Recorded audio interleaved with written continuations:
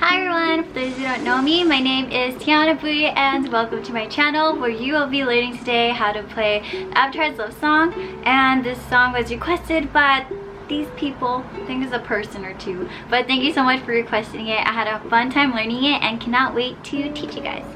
So before we begin, if you like this video, please give it a thumbs up. If you have anything to say at all, because I'm all ears, then please comment below. And if you want to see more of me, then please hit the subscribe button to get more YouTube tutorials. How you're going to be learning this song today is that it's going to be broken down into 4 different parts, where you'll first be listening to it to observe my fingerings and my hand placements.